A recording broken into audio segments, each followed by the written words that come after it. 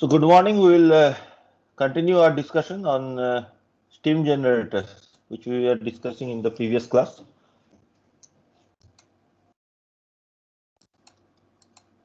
So this part is also included in your mid-sem exam. Okay.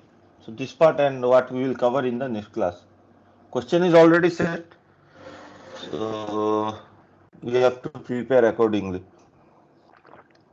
So we were discussing about modern steam generators and what are the important devices in modern steam generators.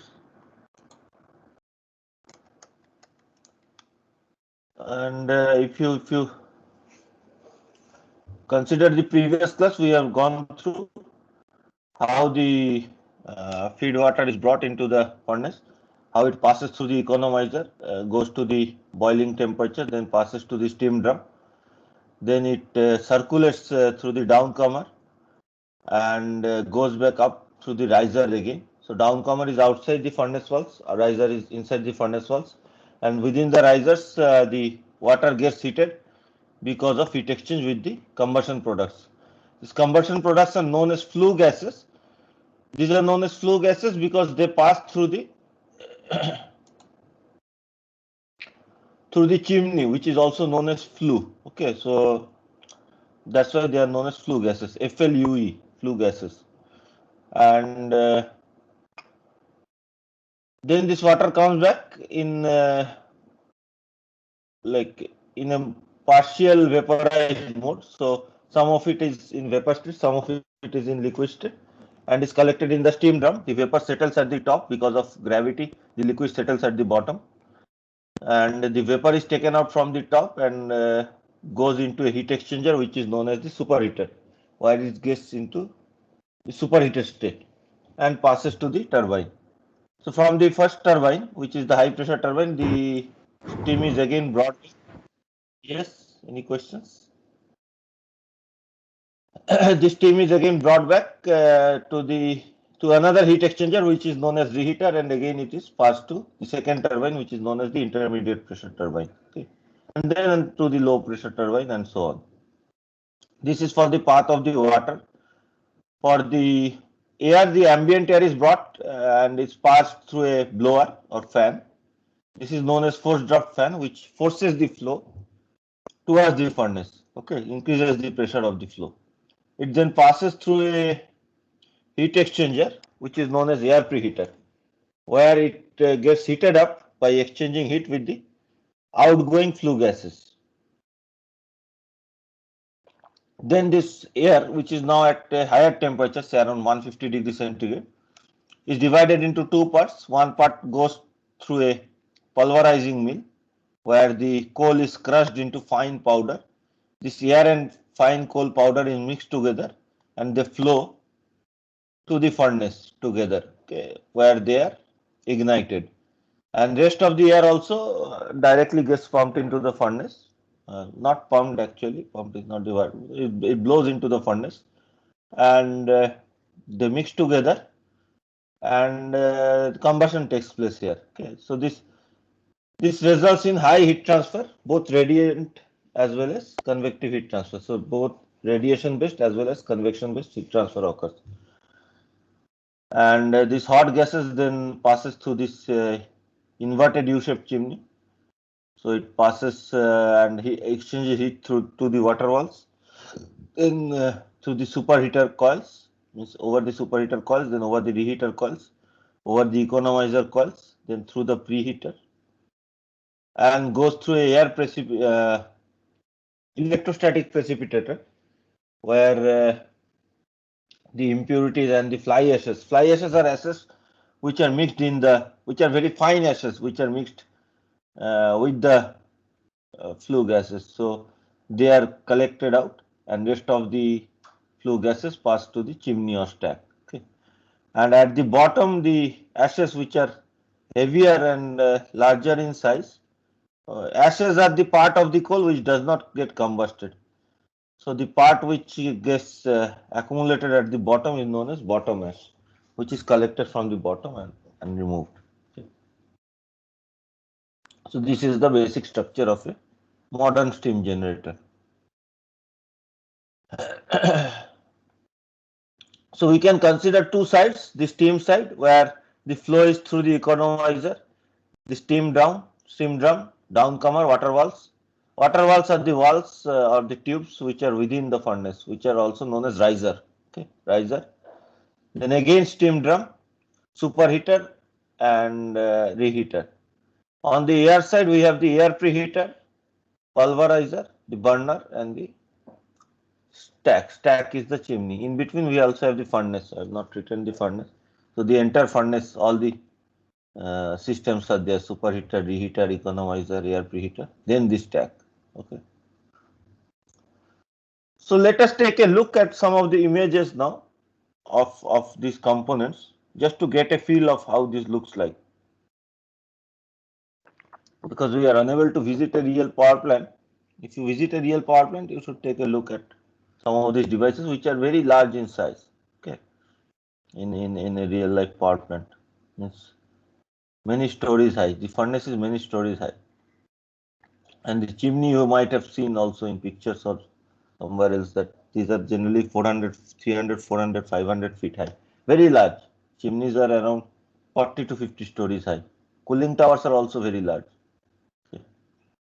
So this is how the economizer coils look like. Okay, we have a very large number of tubes. When we draw in a schematic diagram, it looks simple, but in real life, we have a very large number of tubes which are also coiled together. Means each tube also has a long length. Okay, so as a result, they are coiled together so that the entire length can be accommodated within the furnace cross section. Okay. So one tube goes from the bottom to the top like this and is coiled together from the top to the bottom, actually in this case, because it is on the other side, on this side, so it goes from the top to the bottom like this, and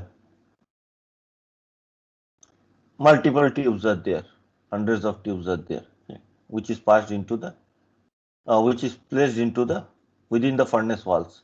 So the hot gases comes from the top and passes over it and goes down the bottom, and because of the large surface area, there is lot of heat transfer that occurs with the water which is contained in the tubes. Okay. And we know already that the economizer is required to increase the temperature of the feed water up to the saturated temperature, and this saturated temperature water is then fed to the steam drum, okay, for the boiling process to occur. Any questions? Please feel free to ask any questions, or if there is like anything you want to know extra or any doubts are there. Also go through the book on this topic, the book of El Wakil. There is a chapter on this. I think chapter 3. Just go through it, okay, just to get a better understanding of all the devices, how they work together. It is brief and to the point, that chapter. Otherwise, what you can do is you can go through some online articles also if you want, like Wikipedia articles, which will give you a general feel of what are the typical sizes involved, how this has been started, things like that. Get the history. So second part, let us take a look at the riser tubes. Okay. So riser tubes are the tubes which are placed within the furnace, which are also known as water valves. Why these are called as water valves? Because the entire internal surface of the furnace is covered with these tubes. So these act like valves and they are connected together with fin-like structure like this. Okay. So they enclose the entire internal part of the furnace, and all the heat, much of the heat that is generated in this part of the furnace is transferred to these water valves, both by radiation as well as convection. Okay. And because of natural convection, so here it looks like these are horizontal, but most of the part is actually tubes are vertical in nature. I think we have it. So most of the tubes will be vertical in nature, and because of natural convection, because vaporization is occurring, uh, more and more vaporization leads to lower and lower density. As a result, the water tends to rise up in the riser tubes. Okay. So the density of the water within the riser is much less as compared to the density of the water within the downcomer, where there is no vaporization. Okay. So as a result, there is a pressure difference that is set up at the bottom. So the weight of the water column in the downcomer is larger at the bottom as compared to the weight of the water column or the pressure due to the water column in the riser. Okay. As a result, there is a pressure difference at the bottom which drives the flow. So there is natural circulation. If the natural circulation is not sufficient, we also augment that with forced circulation using high temperature pumps. Okay, so which also augments the natural circulation, but in many cases natural circulation is sufficient. For large power plants it is sufficient. Okay, so this you can see the scale of these are very large. Okay, from the scale of the person you can see, and there are large holes which are placed within this from where the pulverized coal and the air mixture comes in, okay, for the combustion to take place. Then another important part is the steam drum, which we have seen schematically here at the top, which actually stores the steam as well as separates the saturated vapor and the saturated liquid. So main function of the steam drum is to separate the saturated vapor and the saturated liquid. Why we need to separate? Because the entire liquid is not converted to vapor, and we have a mixture of vapor and liquid after the riser, but we don't want the liquid to go into the turbine, so we have to separate it somehow. So by gravity or gravitational action, the liquid and vapor is separated in the steam drum, and only the vapor is taken out from the top, and the liquid passes through the downcomer again for heating. Okay. So typically the steam drum is a cylindrical structure, large cylindrical structure, and if I look at a cross section, it looks something like this. This is an old picture, but you will get an idea from here. Okay. So how it looks like. By the way, I forgot to confirm. You can see the slides, right? Yes, sir.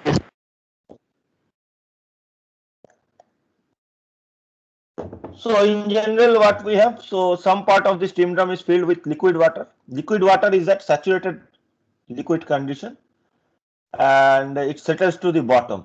And there is some part of it is filled with vapor, which is at saturated vapor condition.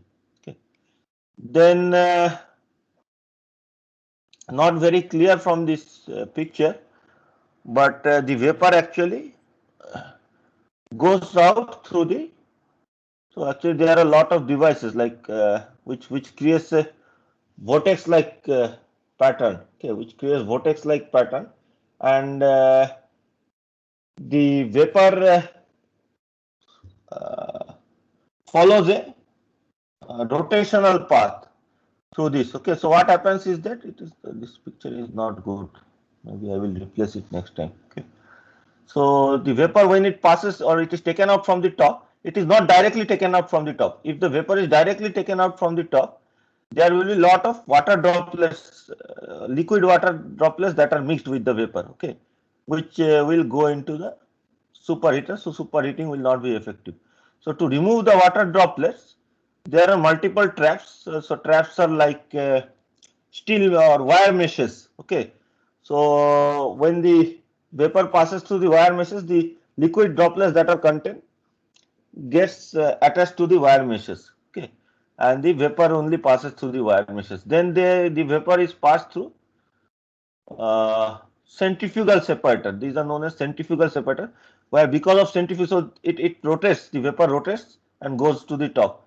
So because of this vortex like flow, uh, and because of the centrifugal forces, the liquid which are heavier collects towards the wall of the centrifugal separator and drops down below, and the vapor which is lighter doesn't collect towards the wall, but collects at the center and goes up through the tubes and goes out from the top. Okay, so the separation action is both because of gravitational action as well as because of these additional devices like centrifugal separators. Okay, and if the pressure in the steam drum is lower, means if you have a low pressure boiler, then the separation is easier. If the pressure is higher in the steam drum, if the pressure is higher, then the separation is difficult. And you need these additional devices like centrifugal separators and things like that. Why is it the case? Can anybody explain? If the pressure in the if the boiler pressure is low, separation is easier. If the boiler pressure is high, separation is difficult. Why is it the case?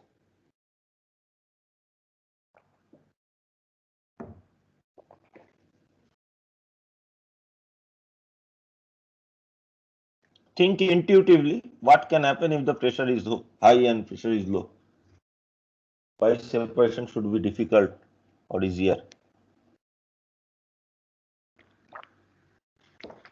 Say from gravitational point of view. Answers?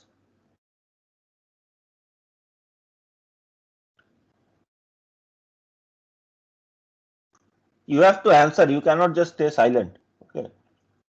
Otherwise, it's just that I am looking at the screen and just speaking something randomly. Unless you participate in the class, it's difficult.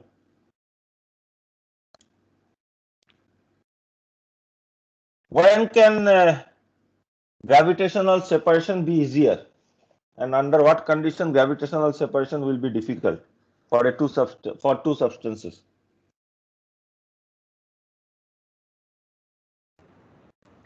So like maybe due to high pressure, the steam will force the water droplets to flow with it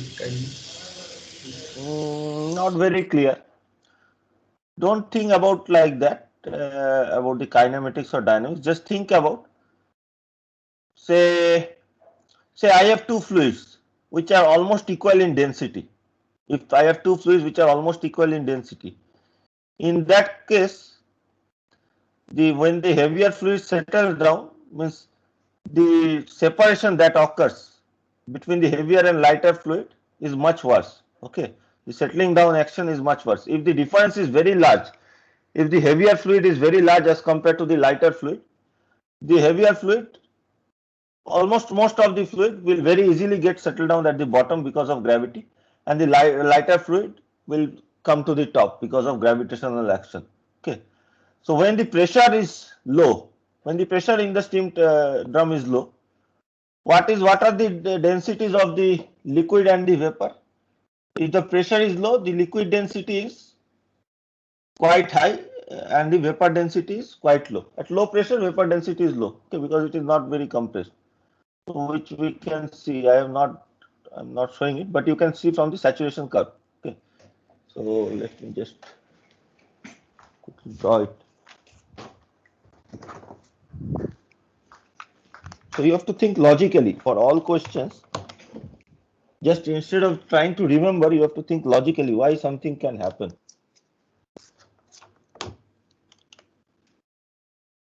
You don't have to remember also. Just by using logic, we can understand that why something can happen. So if I draw the PV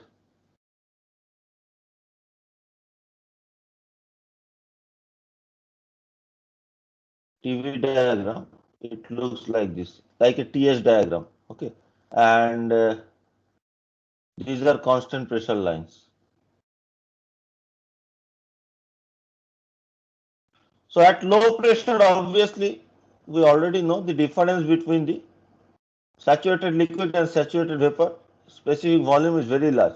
If you go to a very high pressure, the difference between the saturated liquid and the saturated vapor specific volume will be lower. I mean the densities will be almost equal. So at higher pressure, the vapor will contain lot of liquid droplets, means the liquid droplets get entrained. So it is very difficult to separate just by gravitational action. So as a result, at low pressure, these gravitational separators or just the action of gravity is sufficient, but at high pressure you need all these additional things to separate. Okay, so it depends on the pressure. So what happens at critical pressure? Critical pressure, there is no difference between liquid and vapor, right? So at critical pressure, there is no difference between liquid and vapor for vapor. So for supercritical boilers, we don't need a steam drum because there is no need of separating liquid and vapor. There is no separate vapor and liquid. So for supercritical boilers, supercritical boilers are like heat exchangers, which are also known as once-through boiler. See, the supercritical fluid comes from one side, gets heated, like similar to the superheater, and goes out from the other side at a higher temperature and pressure. There is no need of a steam drum or riser or downcomer. Okay, it's just like a single once-through device. Okay, like a single heat exchanger. These are only for normal boilers which operate in subcritical pressures. Is it clear to everyone? So think like this, connect, you have to connect the dots, what is happening. Okay, logically you have to think. In all the express or engineering, not only this subject, later if you take the elective gas turbine, which also I take, so there also we'll see that we need to use logic to find out what is happening in most of the situations, instead of trying to remember what is happening. Any questions? So similar to the economizer, we also have the other heat exchanging devices, which are the superheater and reheaters.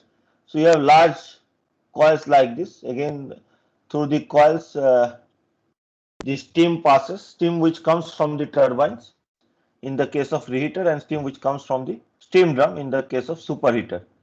And outside the tubes, the hot flue gases passes. Okay, and there are two types of superheaters. So superheaters actually operate at very large temperatures. The highest temperature in the fluid is in the working fluid, which is the highest temperature steam occurs in the superheaters. And the heat exchange occurs in two ways. So the superheater, if you consider back the diagram, some part of the superheater actually faces the combustion directly. Okay, some part of the superheater actually faces the combustion directly, and some part of it does not face the combustion directly, but heat exchange occurs because of convection. So the portion which faces the combustion or the flames directly undergoes lot of radiative heating, so heating due to radiation, and the part which does not face the flames directly, there most of the heating occurs due to convection. Okay, so there are both the mechanism, radiant superheater. So the part which is undergoing radiation is known as radiant superheater, which directly faces the flames. Then the part which is not directly in the path of the flames, but exchanges heat with the combustion products through convection, is known as convective superheater. And when both of them are together, it is known as mixed type of superheater. Okay, this is important, this distinction, because their nature of, or the characteristics or the variation of steam temperature at the outlet of the superheater with variation of load is different for the different types of superheater. Okay, so the variation is actually opposite. What happens in the convective superheater is that, say if the load increases, load means that you need more power from the thermal power plant. In that case, what happens when the requirement of power increases, we increase the, based on the input that more power is required, we increase the air as well as the fuel flow rate.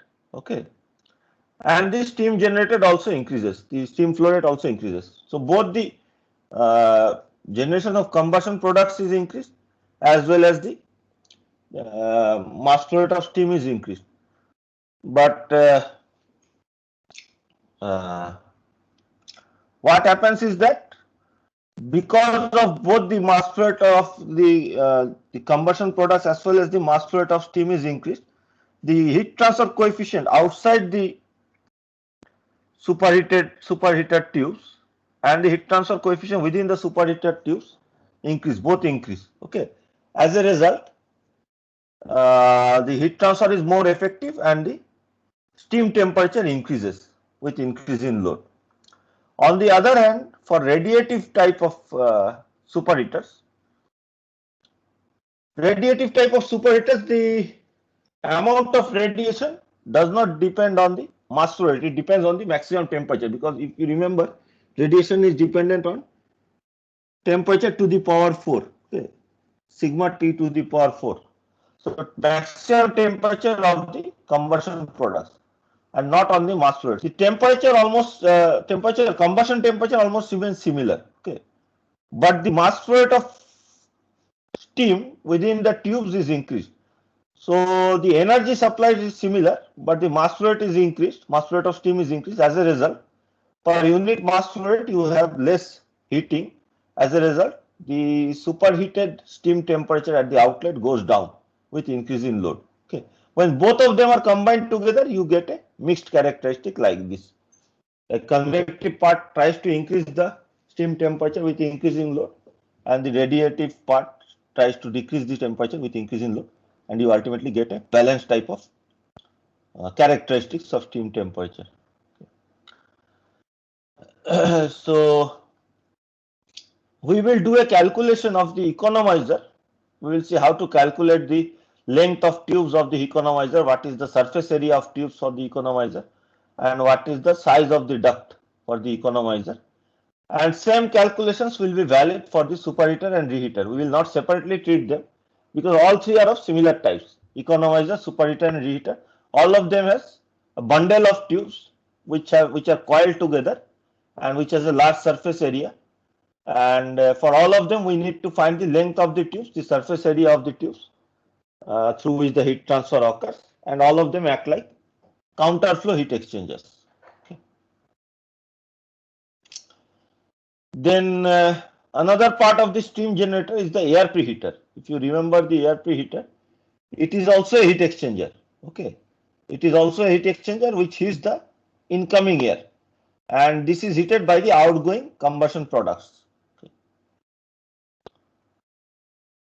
So how this occurs? Again, there are two types. One is known as recuperative air preheater, which is normal, which is like a normal heat exchanger. Okay, we will not go into too much details of it. You can read from the books. But the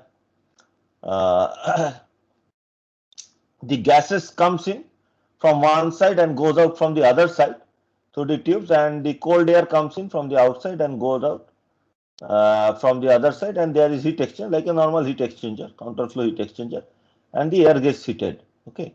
There is another type which is known as the regenerative air preheater, okay, which is slightly differently designed, where actually you have parallel ducts. On one side you have ducts through which the cold air comes in and goes out as hot air. It comes in from the top, goes out from the bottom. On the other side, you have hot flue gases which come in and goes out from the top after heat exchange. Okay, so there is no direct contact between these two. There is no direct contact between these two. What happens is that there is a device where there is a material which rotates. Okay, there is a material porous type of structure or fan or fin type of structure which rotates in between very slowly. Okay, and this air passes through this material and goes up from the other side, and the material stores the heat. And when it comes to the other side, this heat is dissipated to the it stores the heat from the flue gases, and when it comes to the other side, this heat is dissipated to the air. Okay, so because the same material is rotating between these two sides, there is some leakage that occurs. Okay, although it is rotating slowly, there is some leakage and some mixing occurs between the flue gases and the air. Okay, so in that sense, this is a disadvantage of this, but it takes a lower area, lower surface area, lower volume for this heat exchange to occur as compared to this large surface area which is present here. Okay, so both types can be used, but here you need a motor to actually rotate this. This is a you need just the forced draft fan to force the air. You don't need anything, any separate devices for this to work. This should be 0.6. So we will also discuss about the flow of the coal. Okay, how much time is left?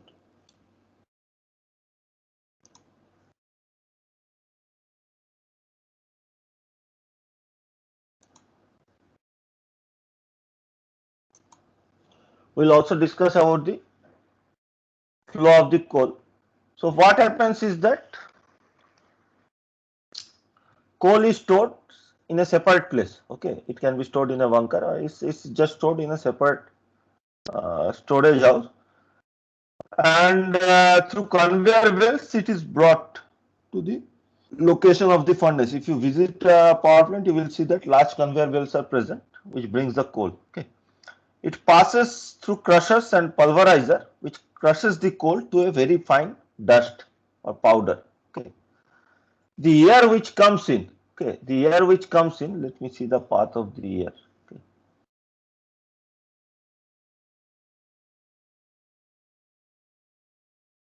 Okay, I think this is the air. So the air which comes in is divided into two parts. One part passes like this.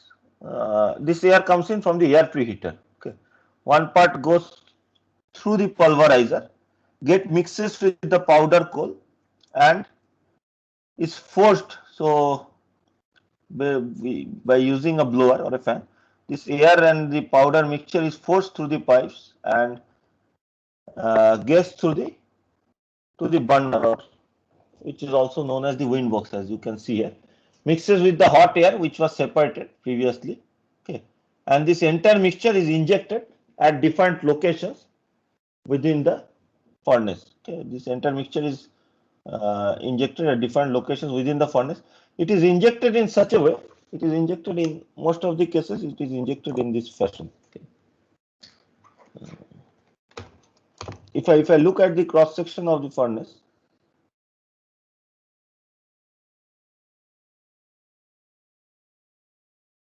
these are injected in somewhat tangential fashion. Okay. So diagram will not be very accurate, but again it will give you the idea. So what happens is this, because it is injected in like this, it creates a circulation like this. Okay, it's rotational motion, which helps in better mixing of the air coal mixture. And better mixing is required so that there is more uniform combustion. If there are localized higher density regions where more powder is present, some region less powder is present, then some regions will burn more, some regions will burn less. This will not only create non-uniform temperature difference, but will also create incomplete combustion in some regions. More in some regions there will be low temperatures, so all these effects will be there. So as a result, we need very good mixing, and that is achieved by using like passively, just by injecting it with a certain direction. Okay, so that's how these are injected, and it is ignited within the furnace and burned there. Okay. So again, these are there in much more details in the book. I am just giving you a brief glimpse of what is happening. My main target is to go into the mathematical part to show you the mathematical details of all the important devices, wherever mathematical details are relevant. Okay. And I'm also giving you a theoretical background, but you can read about more theory from the books itself.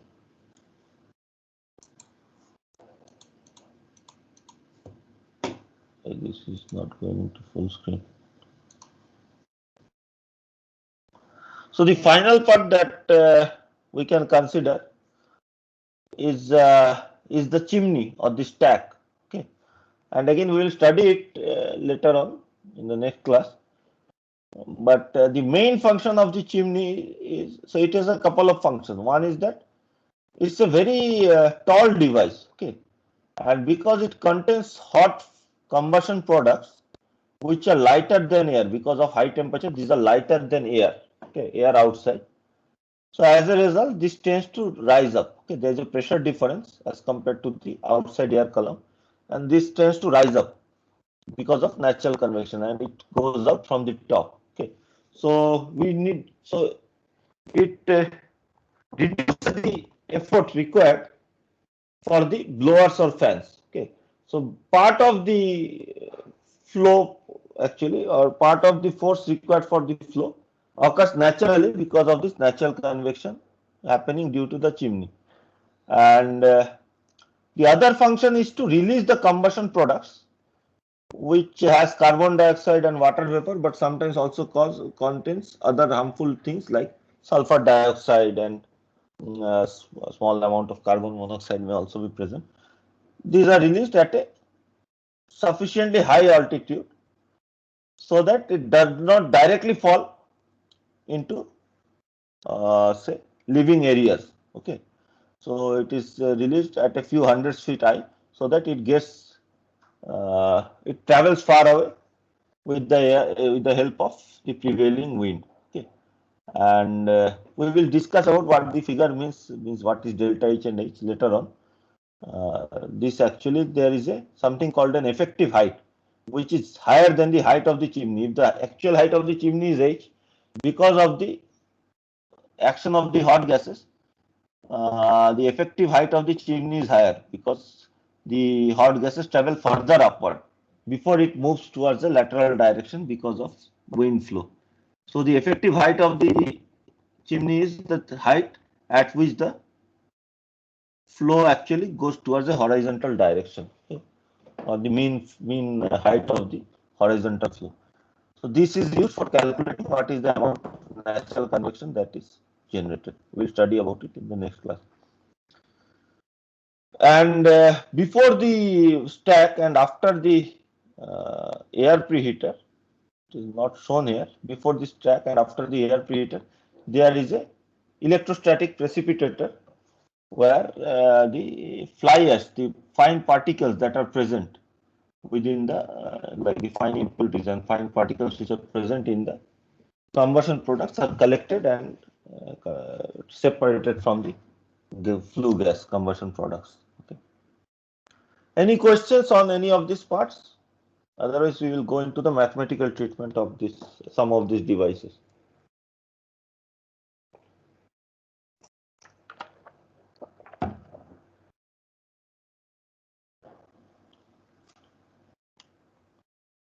No questions, I guess.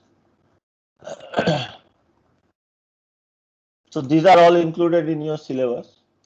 Remember, question is already set. Okay.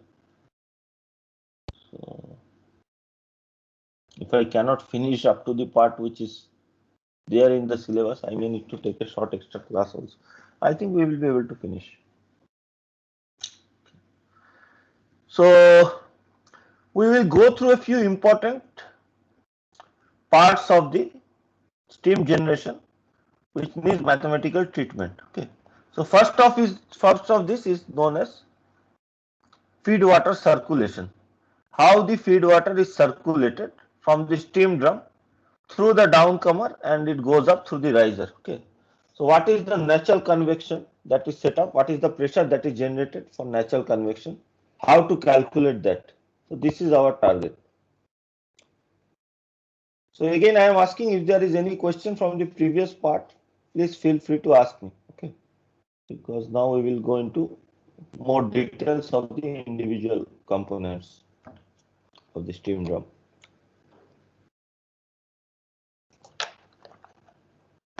Okay.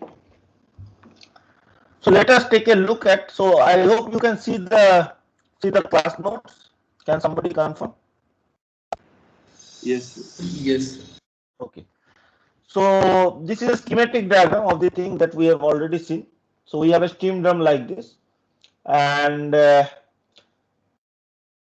from the steam drum, in the steam drum we have saturated liquid at the bottom and saturated vapor at the top, and from the bottom the saturated liquid is taken out. Okay, and it goes down through tubes which are known as downcomer.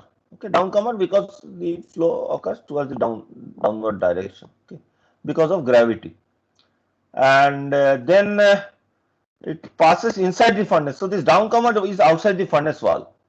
So it is insulated from the inside of the furnace. So it is not heated. Means it is still at the temperature of the boiler liquid, which is around 300 degrees centigrade, but it is not getting any heat from the furnace. Okay. So then it passes inside the furnace, and we have the water walls. So my diagram is exaggerated. It shows that the riser tubes are much further away from the walls, but it is actually just adjacent to the furnace wall. Okay. So we have the tubes which are known as riser tubes, through which this liquid water gets converted partially into vapor. Why this gets partially converted to vapor? Because of heat transfer to this liquid water, because of convection and radiation from the combustion products. Okay. So only a small fraction of it is converted into vapor.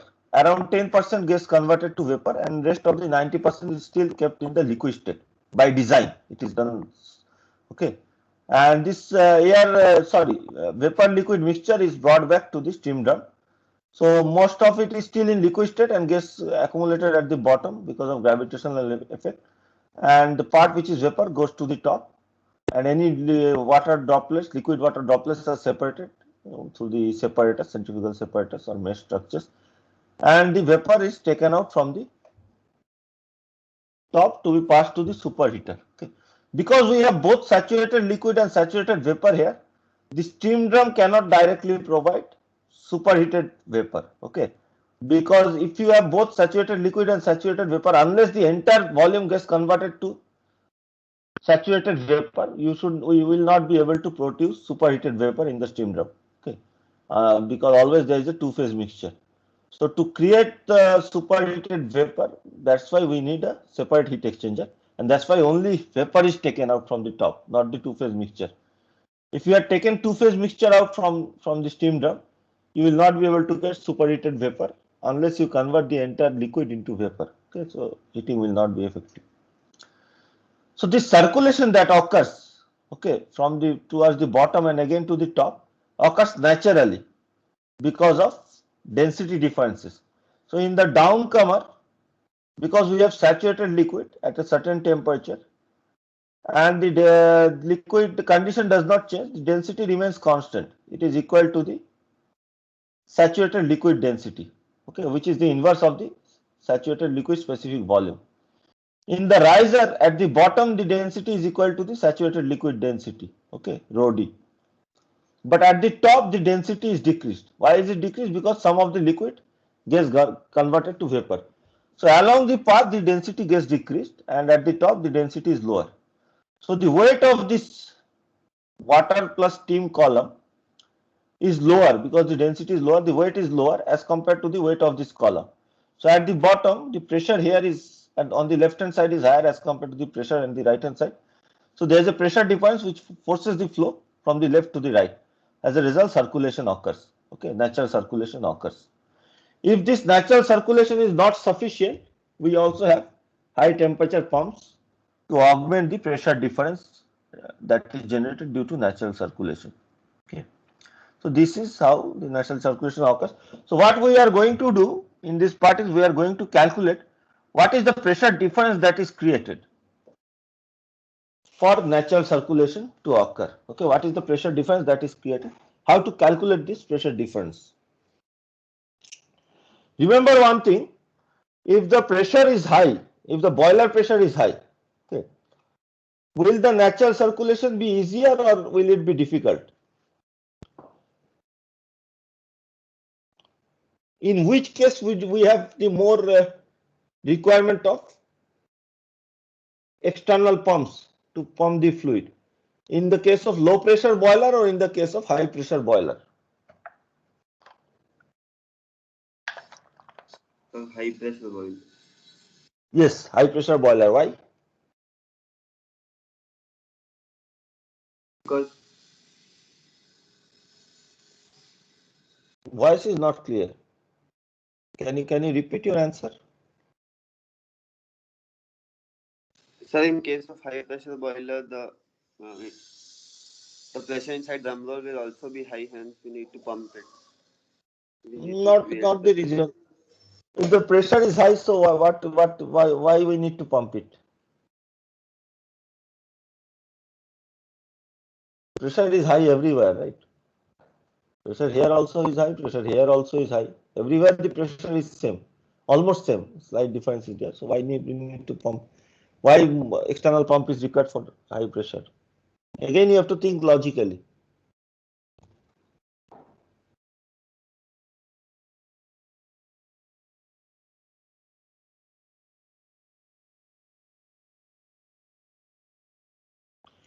Will the natural circulation the pressure difference due to for natural circulation be higher or lower at high pressure? Lower. Lower at high pressure. Why? So because the separation between vapor and liquid will be less. Density. Separation is not important. It is the density in this case. It is not about So separation. then It is I also mean. so density of the vapor is not much different from the density of the liquid at high pressure, because these are very high pressures, right? So not like normal pressure that we encounter, like 100 atmospheric pressure, 150. So because the density difference is less between the liquid and vapor after vaporization also, the change in density as compared to the purely saturated liquid is lesser. So the delta P that is generated is lesser at high pressure. At low pressure, the vapor is much lower, has much lower density. So the density of this column is much lower as compared to the density of this column. So natural circulation is much higher at lower density. Okay. So natural circulation occurs when because of just density differences, circulation can occur. And if you need pumps, it is known as forced circulation. Okay. And both are sometimes used. Like natural circulation will always be present, but sometimes this forced circulation is required to augment the natural circulation. Second question is, why is the,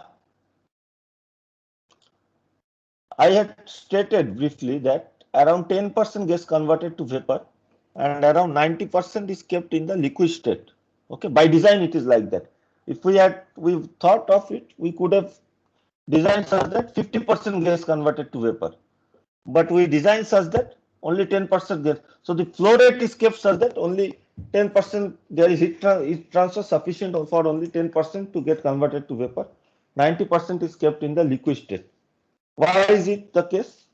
Can anybody think of any situation why this will be beneficial? If more liquid is present and very less vapor is present in the riser tubes, will there be any advantage? Obviously, there is an advantage. That is why it is designed like this. But what can be the advantage?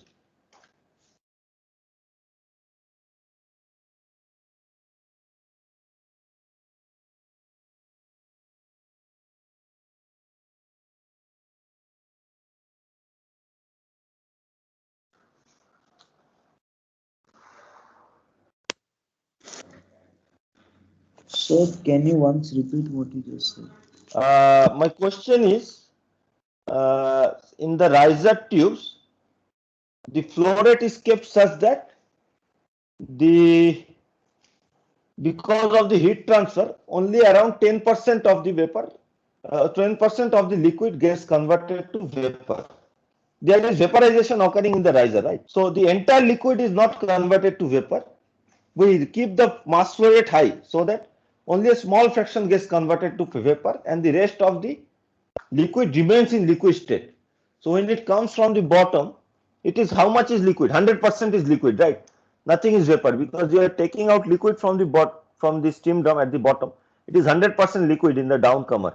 So up to this point, it is 100% liquid. Once it starts rising up, there is heat exchange with the combustion products. As a result, what happens? Some vapor starts forming. Okay. So more and more vapors forms as the liquid rises up. So towards the top, we have around 10% vapor. Okay. And still 90% liquid is there. Still 90% liquid is there. Around 10% vapor is there. Okay. So the question is, why we design it like that, that most of it still remains in the liquid state? Why not design such that all the liquid gets converted to vapor? So I could have designed such that all the liquid, so at the bottom it is 100% liquid, but once it goes up, almost entirely it gets converted to vapor. Why is it not the case? Why we keep it such that most of it still is in liquid state? Can you think of something logically?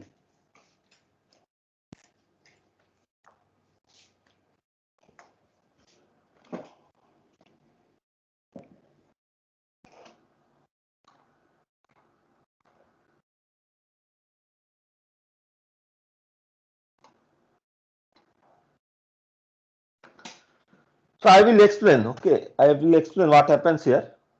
So Maybe yes, tell me.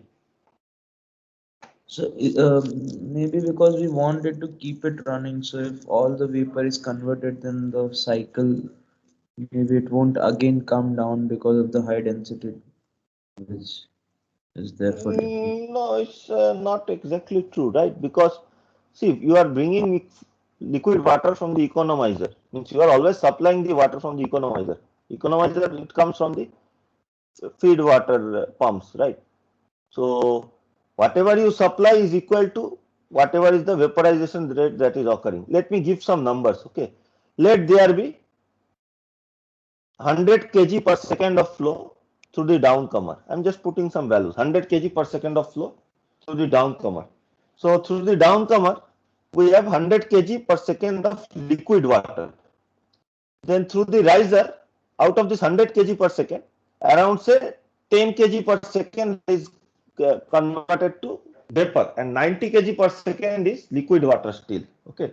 So once it comes to the steam drum, what is the composition? 90 kg per second of liquid water and 10 kg per second of vapor. So this gets deposited at the bottom, 90 kg per second, and the rate of formation of vapor is 10 kg per second. So the vapor that we take out from the superheater is 10 kg per second. Okay, to the superheater is 10 kg per second. As a result, the mass that is decreased within this steam drum is 10 kg per second. So we need to supply 10 kg per second of flow from the economizer. Okay, if the so the mass flow rate in the within the turbine and all the other parts of the entire power plant is 10 kg per second. Okay, but just for the downcomer it is around 100 kg per second. Is it clear? Well, like what I am trying to say, I have not come to the part yet, the riser part, but what is the typical values that are involved? Is it clear to everyone? Yes. Yes, sir.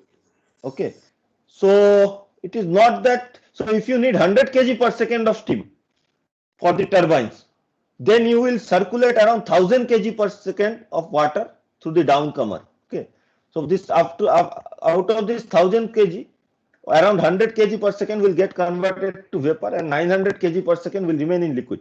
It will be collected in the steam drum. So this 100 kg per second of vapor which is generated will be taken out through the superheater and for the rest of the turbines and condenser, everything. And because we are taking out 100 kg per second, we need to supply this additional mass. So it will come from the pumps at 100 kg per second rate. Okay. So in the entire cycle, we have a rate of 100 kg per second, but only for the circulation, we have a 1000 kg per second. Okay. More circulation occurs. This is done because if you have more evaporation within the riser walls, okay, if you have more evaporation, so this evaporation, oh, yeah, we have run out of time. So let me just quickly show you. Okay.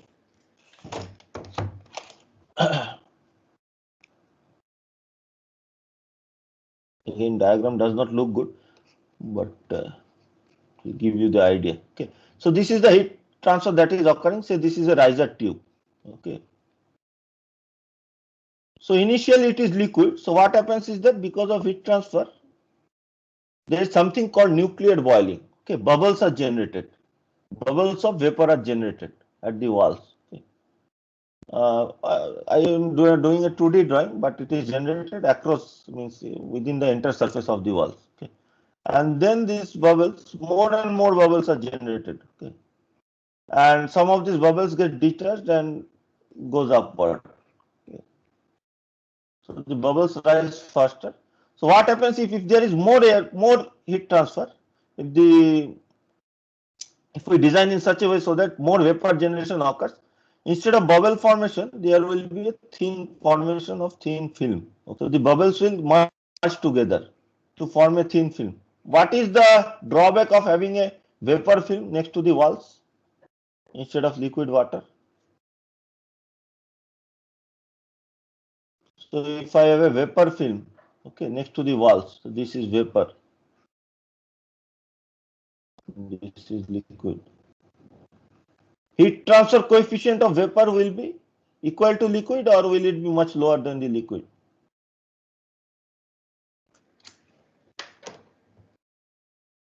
You have studied heat transfer, right? So how is the heat transfer in the vapor, means as compared to liquid? Generally, heat transfer rates are much lower in the vapor. Heat transfer rates are much lower in the vapor. So if that is the case, if a vapor layer forms here, there will be much poor heat transfer. What will happen to the wall? So if the heat transfer is less, you are supplying the same amount of heat. The walls will temperature will rise and the metal may fail. Okay, the riser tubes may fail. Even if there is some changes in load, the riser tubes may fail. Okay, which is a very dangerous situation.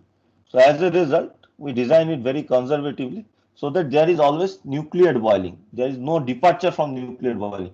So this formation of film is known as departure from nucleated boiling. Okay.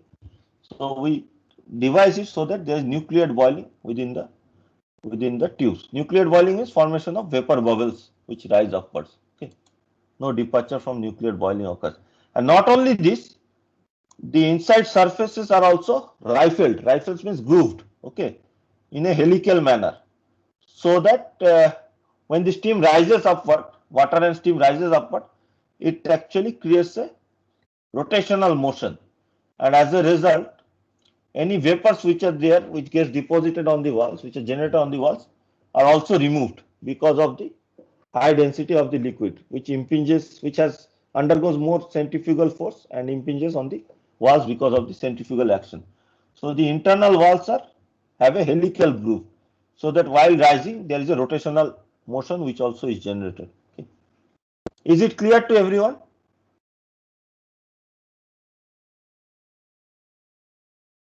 We have run out of time. Okay, so I have to stop the class here. We will continue this discussion in our next class. Let me download the attendance. Okay. We will continue this discussion in the next class. Remember, there is a meeting today at 5:30, brief meeting to discuss about internships after our CFD class. And I will need an extra class most probably. By looking at the pace that I am going, I will have to finish this part. So Wednesday class is there, but maybe 30 minutes or 45 minutes extra class may be required. So we may have to have it on Friday, okay, because this part is there in the mid-sem exam. And I have uploaded another set of assignment practice problems for you guys. So you can go through them. You don't have to submit them. Solution is also there. That is just for practice. You can go through them after we discuss this in the next class. Okay. Any questions are there? Please ask me in the next class, because today